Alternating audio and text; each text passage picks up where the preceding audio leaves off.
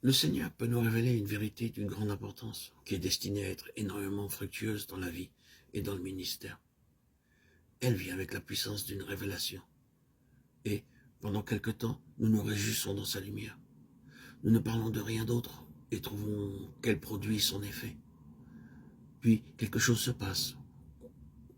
Quoi que ce soit, le résultat est que nous allons jusqu'à la mort avec cette vérité, et à cause de cette vérité. Pendant un temps, elle paraît avoir perdu sa puissance, et nous abandonnons tout espoir de la sauver. Nous nous demandons si, à nouveau, nous serons honnêtement capables d'y croire encore, et encore moins de la prêcher. Mais finalement, par un toucher de vie qui nous laisse comme ceux qui font un rêve, psaume 126.1, et malgré toutes nos craintes du passé, cette même vérité devient notre force principale. Mais maintenant, avec une solennité, une réalité que nous ne connaissions pas auparavant. De plus, le Seigneur est en train de faire de ce ministère une force pour d'autres, tout à fait nouvelle, qui leur était inconnue antérieurement. Dans tout cela, le Seigneur semble recevoir plus pour lui-même par la résurrection qu'il n'en a eu par la naissance. Ceci peut paraître pour une grande part un mystère, mais c'est évident et vrai en expérience. Il s'applique aussi à d'autres sujets. Nous pouvons mentionner celui des relations. Très souvent, nous sommes heurtés à cette expérience embarrassante entre des relations entretenues parfois dans des liens des plus profonds. Survient pour quelques motifs, souvent sans raison logique, la tension la plus grave.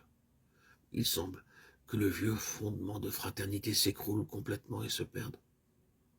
C'est peut-être en raison d'une crise spirituelle dans la vie d'un de ceux qui sont concernés, un certain appel au service, ou pour aller un peu plus loin avec le Seigneur, ou quelques épreuves de foi ou de fidélité envers Dieu, quelle que soit la cause, connue ou pas, une telle expérience n'est pas rare. La première conclusion est la fin du genre ou du nouveau de fraternité qui existait. Il paraîtrait parfois que tout s'est effondré et s'en est allé pour toujours. À ce moment, des questions sérieuses surviennent quant à l'antagonisme apparent entre une idée conçue de ce que Dieu exige et ce qui semble manifestement peut-être un devoir évident et commun aux autres. Pour la vie de l'âme, c'est un temps amer et extrêmement pénible. Finalement, s'il y a eu une volonté certaine de souffrir la perte de tout par amour pour lui et de tenir bon pour Dieu, quoique aveuglement et avec beaucoup de faiblesse, toute la situation se présentera à nouveau, mais ne sera pas toutefois pareille. Et ce que tu sèmes, ce n'est pas le corps qui naîtra, 1 Corinthiens 15, 37. C'est la même, quoique différente. Elle est sur un niveau supérieur, une chose plus pure, plus sainte, plus forte, plus profonde, et capable d'une plus grande fertilité spirituelle. En un mot, beaucoup de l'humain était abandonné à la tombe, et dans la résurrection, ce qui est divin a pris place dans une plus grande mesure. Les éléments qui sont naturels et temporels ont été supplantés et remplacés par plus d'éléments spirituels et éternels.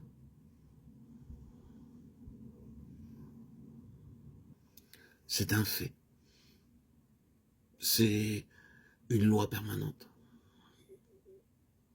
que je vous ai exposée et qui illustre exactement ce qui se passe au sujet de la nature de la résurrection lorsque nous sommes renés de nouveau. Le vieil homme est mort.